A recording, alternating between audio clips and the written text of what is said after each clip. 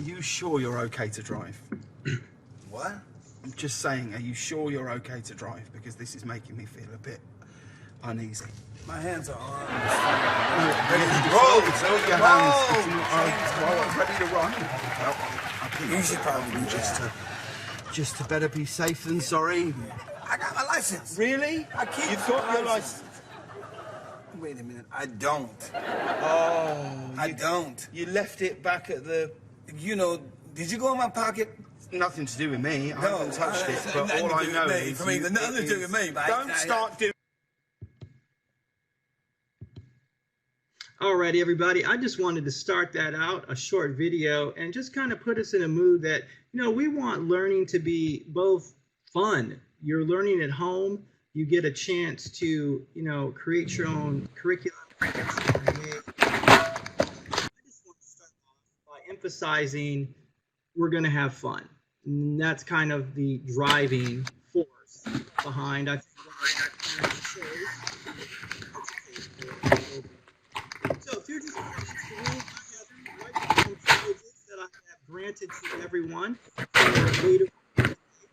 If you want to go ahead and mute yourself when you come into the room, and that would be great if everybody would go ahead and mute their microphone. That would be awesome. It makes it a little bit easier for me to not have to be, you know, going back and forth between switching buttons in my, you know, Adobe Connect room. I would rather just do, you know, one thing and get it over with and not have to, you know, press multiple things throughout the presentation. So that's what we're going to be looking for. So everybody go ahead and mute yourself. There is going to be a time where we're going to have various teachers speak. We want to hear from them. And there's also going to be a time where we're going to allow some of our curriculum providers to speak. And we want to hear from them as well. Also I have cam rights for everybody. You have them. So when it comes time for our Q&A session, we can all feel free to show our faces. But if we don't want to show our faces, then we don't have to. Because one of my teachers, I won't mention her name, Kim Love, said that, you know, if she had her cam on, she was glad I gave her a heads up, or we might see her without makeup and random craziness in the background. So just a little way to lighten things up for me this morning, you know, before I started the meeting. So we are going to dive right into it. This is our curriculum choice meeting for elementary school. And we always want to start off with our agenda we're going to talk about today and our curriculum choice meeting. So first, just to go through the agenda, we're going to talk a little bit about our mission and vision, why we're doing this, the team that provides the implementation of this. We're going to talk about those roles that they are in. A lot of people in the background that make a lot of this K-5 team happen. We're going to hear from our reps, from our new curriculum providers and choices. We're going to take some time to do some Q&A. And then we're going to go into our next steps. So here at Compass, we all want to be mission driven. So J.J. Lewis, if you got a chance last week to hear his parent town hall, he started off by going over the mission and vision. And this is something that we here at Compass worked on collaboratively last year. As a team, all Compass employees who worked here at Compass, we all put this vision statement together. And, you know, our mission is to inspire and develop innovative, creative, self-directed learners, one scholar at a time. And the vision within that is to create a collaborative virtual learning community, inspiring scholars to appreciate the ways in which arts and sciences nurture a curiosity for lifelong learning and prepare scholars to take responsibility for their future success.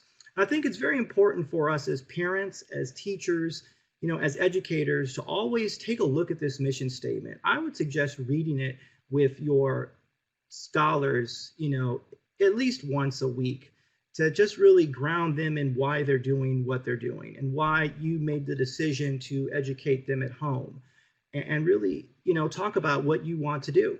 And I think in this team and putting our team together and putting our school together, I always want to be mission focused. And when I break down the mission, I think about what my role is. It's to inspire, it's to develop and nurture curiosity for lifelong learning. And I think sometimes in education that nurturing and that inspiring kind of goes away. But I just, in doing some research, you figure, I found out, compulsory education at the federal level did not exist until 1918. And that was when they said that every child had to complete elementary school. Now, there were schools before that. At the state level, there were public schools. But really, education has a lot of its roots in educating the child at home, a mom and a dad, a dad, doing an apprenticeship with the child, and a mom working hand side by side with a daughter. So just want to know, homeschooling is older than public schooling, and there are a lot of roots in education come from just parents working with their children. So it's always important to remember that and to honor that. Now, the question now is why? Why are we doing some of this? So here we go. I started to think of this concept called lanes. Now, I'm a sports fan. I love sports. And, I'm from Los Angeles. I'm from Chicago originally, so all of my loyalty is with Chicago sports teams. I got my Cubs hat on. I love the Bears, even though they play terrible. Love the Bulls. Grew up during the Michael Jordan era. And I live in Los Angeles. So, I watch the Dodgers and the Rams and now the Chargers. But I thought to me, like, wow, Northern California is a part of where I work. Roxy Slakey is a Giants fan, and I don't have any animosity towards her, and I'm glad the Cubs won last night, and we weren't mad at each other when the Cubs beat the Giants back, last year during the playoffs. But, Roxy is a sports fan, and I love talking sports with Roxy, and Roxy also lives in Northern California. And we got the Golden State Warriors up in Northern California. So I'm like, wow, I get a chance to talk about sports. And I want to give a shout out to Carrie Talcott, because she, I know, is a great Dodgers fan, and she's been at those field trips with the Clippers and with the Dodgers. So she's been out there, Southern California love as well. Now, I'm sorry, Michelle Keenbeek. I know she's a Charger fan. I know she had season tickets for her family. And man, I hurt for her with that one with the Chargers coming up here. But you know what? Hey, but anyway. Multiple lanes, same destination. This is what we're looking at here. Everybody is going to this sporting event, and they all came different ways. Some people are walking, some people drove, some people took a train, but they all have the same goal, and that same goal is to watch a sporting event. So with us, I wanted to open up another lane as far as our learning goes and as far as our education goes here at Compass. So our new curriculum is not something to one is better than the other, because we do that too much in society. We want to open up another lane so we can allow more people to go the way they want to go. So that's really the why behind why we made this curriculum choice. And I have a video that's going to explain this a little bit longer and talk about the whole concept of lanes and why we decided on making more lanes. So we just wanted to open up more lanes. Now, I want to give a chance now to introduce, there are more people here at Compass that do a lot and make a lot happen, and often you don't see them, but I want to introduce our instructional services manager, Erin Smith. She really helps me, make this program go. She listens to a lot of my ideas. She supports me. She really provides me I really get excited. I have a lot of ideas, and you need somebody to support you. Sometimes people shut you down when you bring them ideas, but Erin has really been a person who has really allowed me to do what I want to do with this team and lead it the way that I want to lead it, and sort of like bring the type of education that I want to bring to the scholars here at Compass. So Erin, I'm going to give a chance, and you guys don't see her all the time, but she does a lot here at Compass and really makes my job easier. Her job is very challenging and very difficult. She doesn't get the appreciation that she deserves. So I just want to give her a chance to say a few words about her and what she does in the program.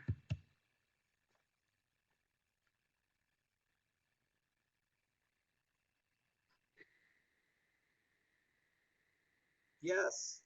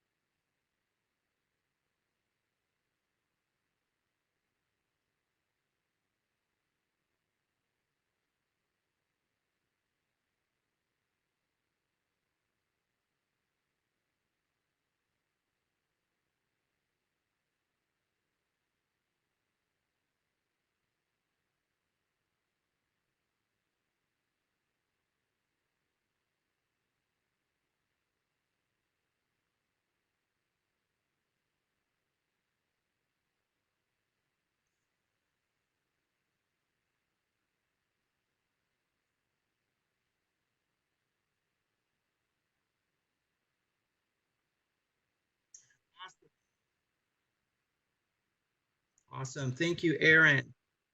Now, the next layer of support that I have, and I want to introduce you to two people, are our department chairs. Now, the department chairs work closely with myself and the K-5 team to support scholars and families with curriculum, instruction, attendance, and engagement. And one thing is that I completely believe in is a collaborative environment.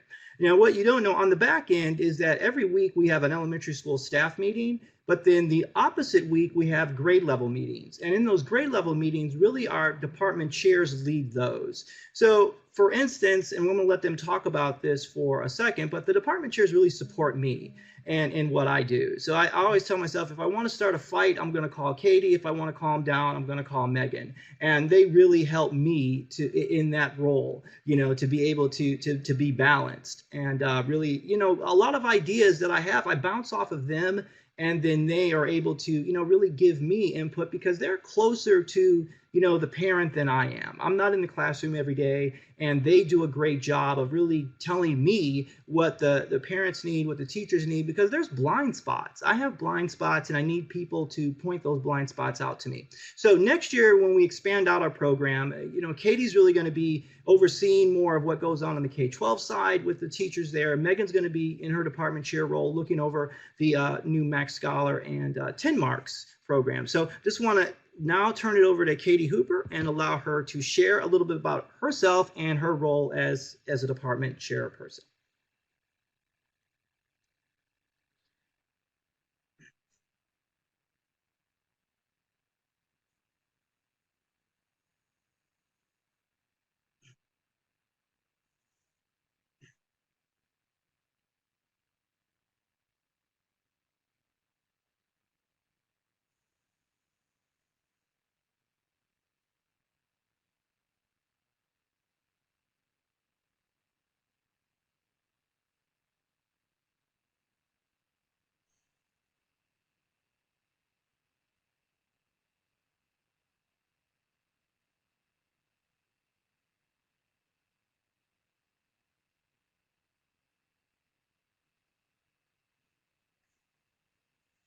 Thank you, Katie. And next up, we want to hear from our other department chair, Megan Fisher.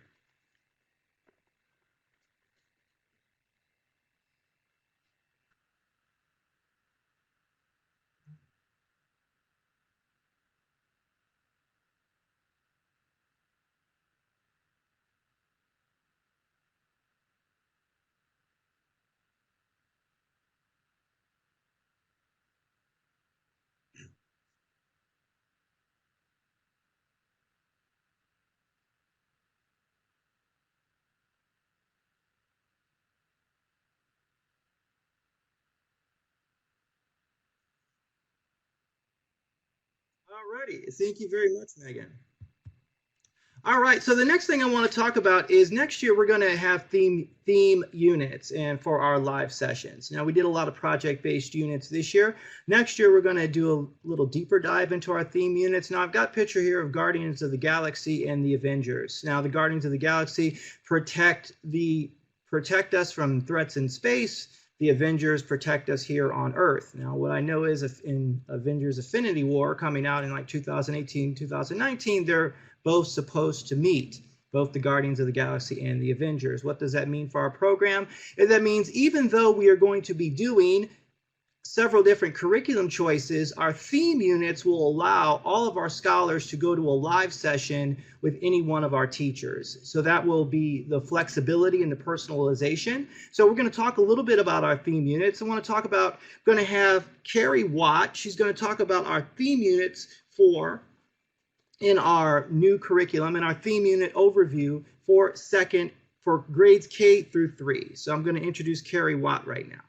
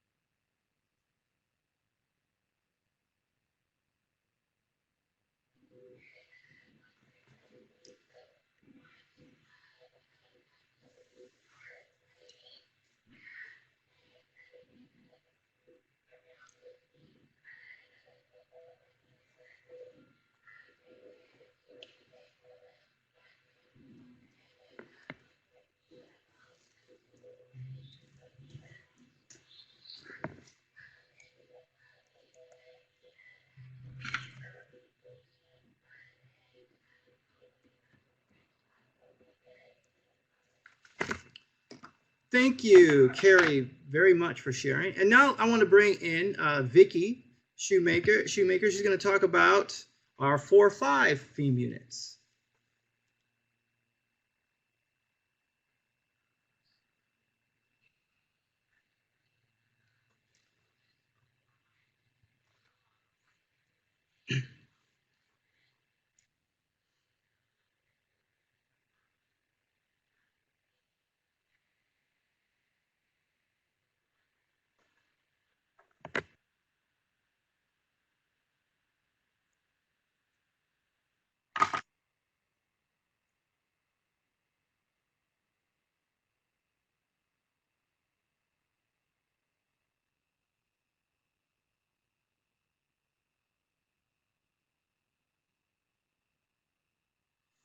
Thank you, Vicki. Okay, so now we want to talk about our 2017-18 program. Now a lot of teachers, we saw some of our teachers speak today, but just because everybody contributes in our program. So just because you're not speaking there, I just want to highlight some of the contributions on a collaborative effort that some of our other teachers who you didn't hear from, but you do have in the classroom that they've made. Roxy Slakey does an awesome job going on field trips with her families. We've had conversations about how, the K-12 program is going to look and some things that she can do at the K-1 level. So just want to appreciate her contribution. Carrie Talcott does an amazing job going on field trips, like I said earlier, going to the Dodger games, going to Clipper games, also making me aware of a lot of parents' concerns. And it was an email that she sent me. There were some parents who had some concerns about our history curriculum and our social studies curriculum that really got the ball rolling for me as far as to make the curriculum more diverse. And, just appreciate that from Carrie.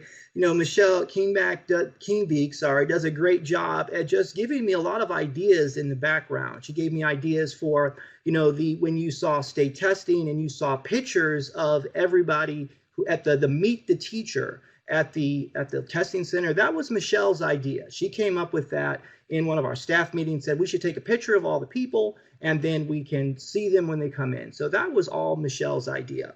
And then Sarah Eagleton, besides being a Phillies and an Eagles fan, also did the test prep. So that test prep program that you guys saw that prepared you for the SBAC, that was prepared by Sarah. She did an amazing job putting that together. So just want you to all know about everything that goes into, putting this K-5 curriculum together. So it is a team effort. So here's what we're going to be looking at this year. We're going to have K-12. We're going to keep that. Now, what I said before is we are going to have lanes. So we're not going to sit here and go one lane, one is better than the other. We want you as a learning coach to pick what is best for you because you're the teacher. This is one thing that we're talking about and we're going to really work on hard this year is just really working collaboratively more with the learning coach. A couple ideas that I have is we're going to be going down in our rosters.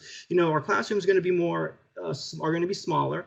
And with them being smaller, I want the idea of my teachers to be thinking about, they're sort of the principals and you, the learning coach, are the teachers. And I want to do something called Learning Coach Leaders this upcoming year, where we are going to have our learning coaches come to a meeting with our teachers and our learning coaches are going to share best practices with each other. So we're going to talk about what works best when you're working with your child on a daily basis. And this is one of the reasons that I wanted to open up another lane because parents, there's a lot of things that parents do that just didn't fit within the K-12 curriculum. So if I've got, families out there who are traveling to the national monuments, around the country, and they're like, well, how can I put that?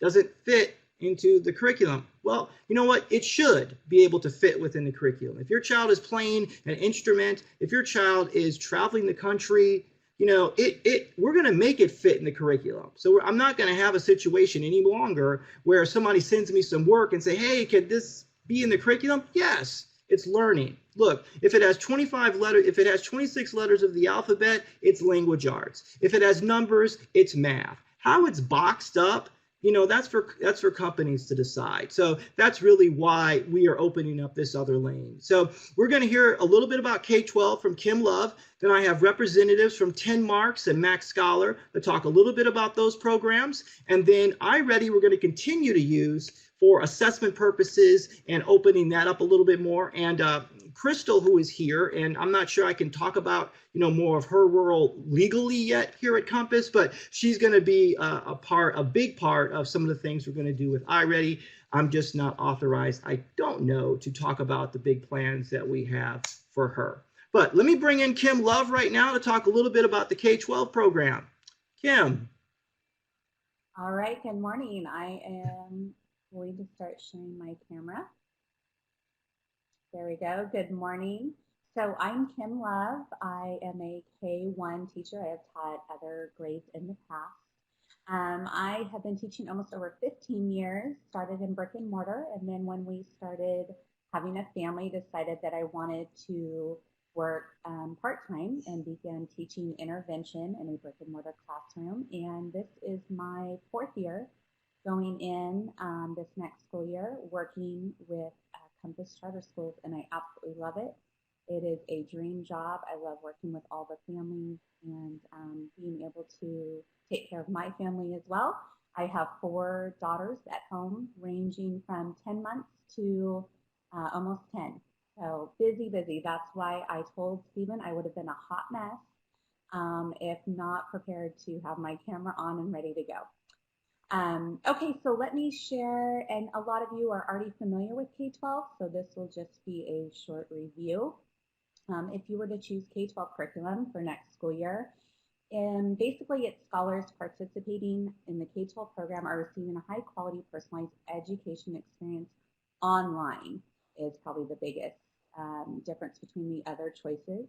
In online schooling, serving grades K through 5, the classroom could be in the home or on the road.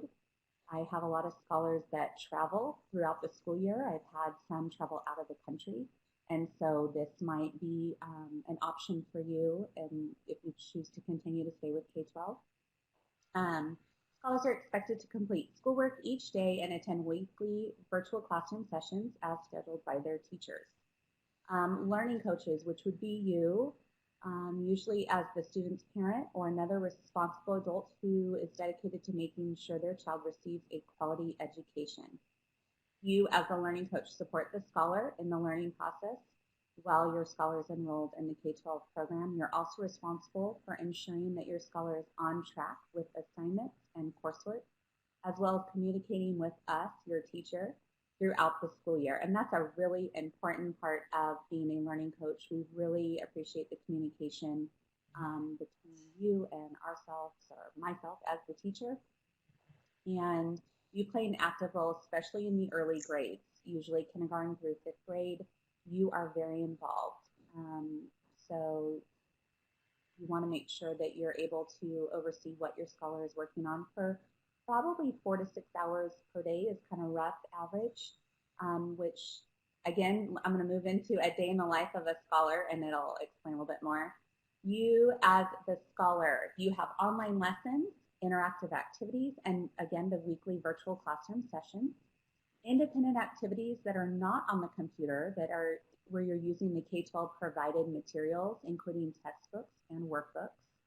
Interaction with teachers and classmates online via Adobe Connect, email, or by phone. I've even been texting with families quite a bit this year, as their preference, a quicker way to get a hold of them.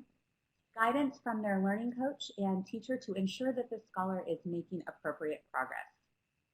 Parent support from the teacher as needed. We are here for you as much as you are needing us, and probably can't say that enough. We really are. You are never, I tell my families, you are never bothering us. We are here for whatever you need as often as you would like.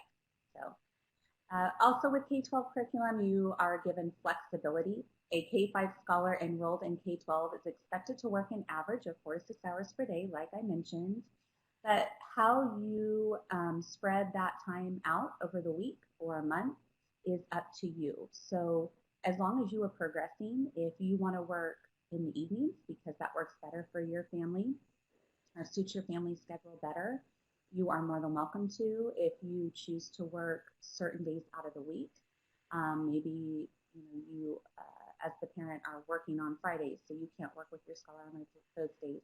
Then you have Monday through Thursday to work through the curriculum. You can wait and do it on the weekends, but that is part of the flexibility that you have. Vacation, sickness, those things will come up, and again, working through the K-12 curriculum will allow you to work ahead if needed, if you're going on vacation or if you're sick, you're able to catch up. So daily plan, weekly plan is there for you as you've seen this school year. They have it all mapped out for you. And then your curriculum progress, I've already kind of mentioned just how you choose to work through the curriculum. There's a lot of flexibility in that. So I think that's it. I don't know if there's any questions, but I know that you all are familiar with K-12 because you've been working through it this year and possibly even in the years past. So thank you all so much for joining us today. I do see families that I have this year and even families that I've had in the past. So thanks again for coming. Thank you, Kim. Really appreciate that. So next up, I'm going to bring in Julie from 10 Marks. And I just want to share, we looked at a lot of curriculum providers as a team. And I was really impressed with 10 Marks, mainly because at the first meeting, they talked about that they were a group of homeschooling moms who developed their curriculum and were able to, eventually sell it to Amazon. And I was impressed. At first I was impressed because I read a lot about Amazon and how they are really making a lot of progress in learning and how they train their employees. And that got my eye because I'm thinking I want to be, look at some progressive learning techniques and how people are learning and acquiring information. And then when, Julie talked to me about, being a homeschooling parent, I was hooked at that point. The program is amazing. It is going to do some great things for our scholars as far as our mission of individualizing curriculum and allowing our students to obtain skills and obtain skills at a pace that is desirable and not a pace that is frantic and crazy and tied to some result that is outside of what you want as a parent. So I'm going to turn it over to Julie, and she's going to talk a little bit about 10 Marks. Thank you, Stephen. Can everyone hear me? Yes. Okay, great. Thanks for having me here today. I'm excited to be able to talk to you about 10 Marks. As you can see here, I've been with the company for a little over 2.5 years. We were acquired by Amazon back in 2013, which has been really exciting and helpful as we continue to build out our program. For those of you who aren't familiar with 10 Marks, we're an entirely online math solution built for the new standards. And the work that we do here is really to help reach and meet every student, help them meet their potential by supporting both the educators as well as the students. So we have everything from teacher resources, engaging lessons, and data-driven insights through that practice assessment and intervention piece on the student side of it. So I'm happy to be available today or in the future to answer any questions as you guys start to dive in and take a look further into what we have to offer and start using it with your students. Please send any questions my way or comments, concerns, or any feedback that you have, really. Thank you. Thank you so much, Julie.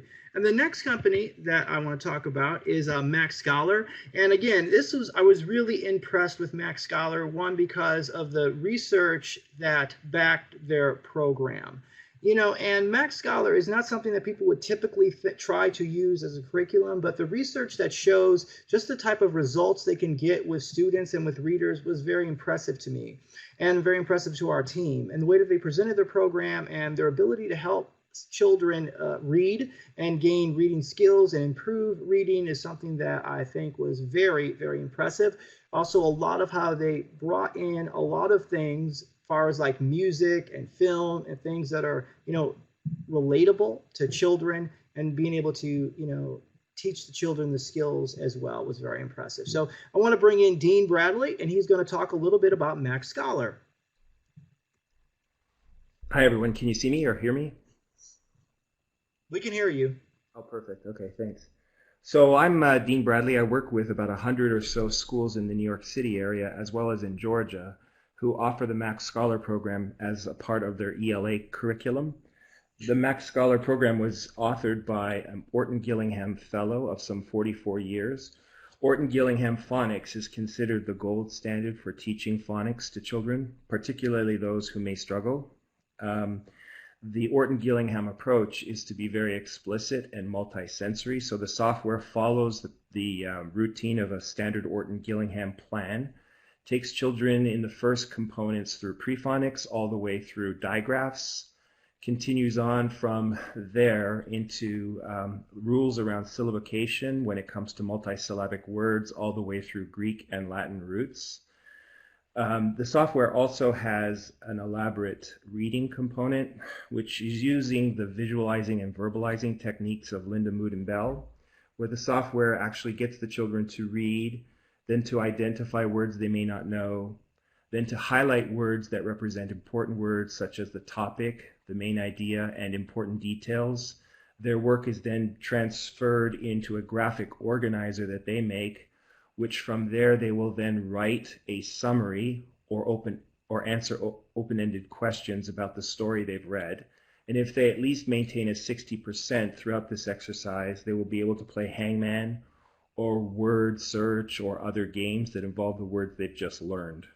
This program also has what I call Max Extras, which are programs that allow children to play with the lyrics and select verbs and to filter words from the lyrics of some of today's top artists, such as Katy Perry and Justin Bieber. The lyrics are all cleaned up.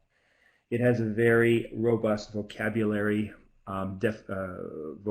program, which is all the words which we consider stretch words in the stories have been put together in a dictionary.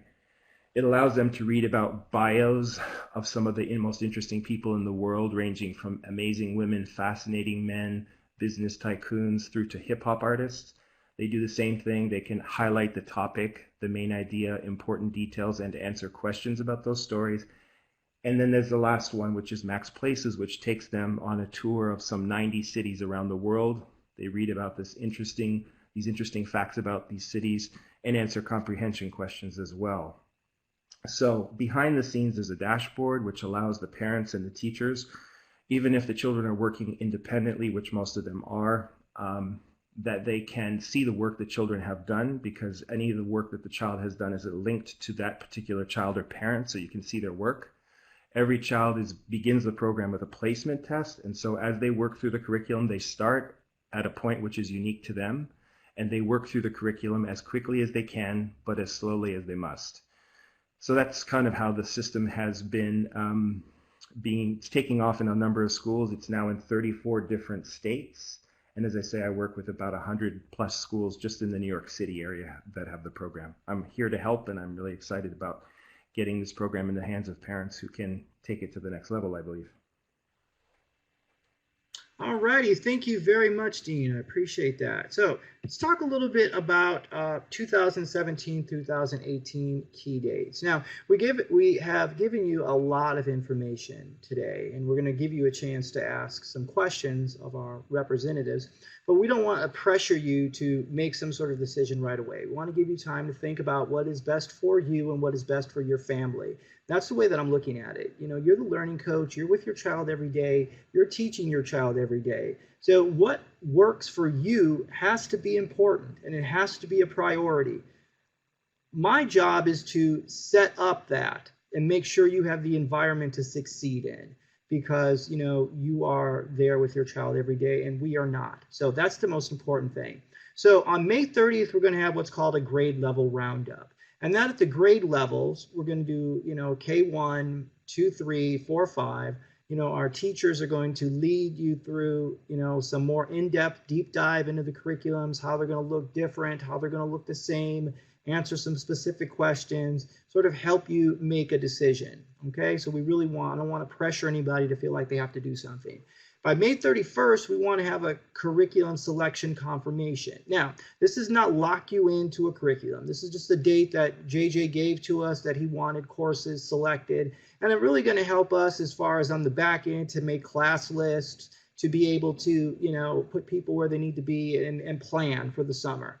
But, you don't have to, you're not bound to it. You can call me at any time before September 5th and say, hey, this isn't working out for us, and change your mind. So the most important thing is we want to keep you here at Compass. And if I'm not one of these people who's like my way or the highway, I want you here. That's the destination. So if you come to me and say you want to switch and that's the best thing for your child, then we will switch.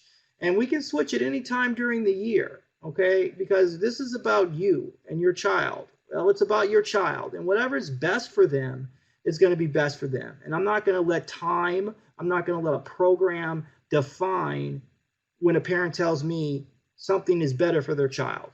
I'm just going to trust the parent. You are an expert on your parenting as a child. You are the expert. So I look at it that way. I don't know if any of you have read Malcolm Gladwell when he taught the Outliers, when he said 10,000 hours makes you an expert, the 10,000 hour rule. So think about it. If you've been a parent for a year, that's 8,760 hours that you've been a parent. So tack on a couple more months. So when your child was about, I don't know, between 14 and 16 months, you became an expert at parenting your child. So if your child is between 5 and 10, you're the experts, according to Malcolm Gladwell, because you have far more than 10,000 hours with your children. So that's how we're going to look at it. These are some dates here that we're going to look at. Right now, I want to open it up for Q&A. Our department chairs, instructional service manager, curriculum provider. Go ahead, parents, ask questions. If you want to make it a little bit easier, could you say, hey, this question is for Dean Bradley at 10 Marks, or this question is for Aaron Smith, the instructional service manager. That way the people will know, since we're not in the same room together, we can know, who can answer the question and help you out. There are parents in the chat room, as chat box, teachers in the chat box as well that can answer your questions. And parents, feel free to answer a question too, because I want to do a lot more sharing. Sometimes, your child is a knucklehead during the day and you don't know what to do. Another parent can help you out with that. I have an 8-year-old son, and sometimes he doesn't even think I have a job because I don't go to a traditional school every day. So anytime, we're all in this together. This is all a journey. So I'm just going to open it up right now for questions. Feel free. You all have mic privileges.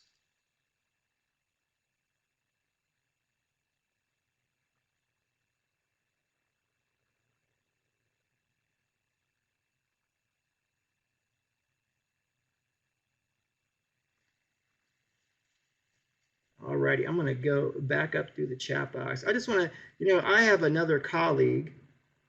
Alrighty, Kim Love has her hand up. All right, Kim.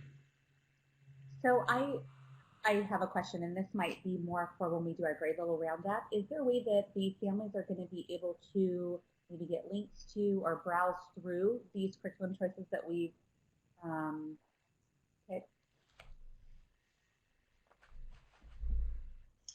Yes, Kim, yes, they can go to the Max Scholar website and the 10 Marks website and look through the curriculum. The licenses won't be ready for use until after July. So okay, we won't be able to release those until August, but we can, the parents do have the opportunity to go on the website, and I do believe they can send questions to myself and I can get them to Dean and Julie and they can help us answer those.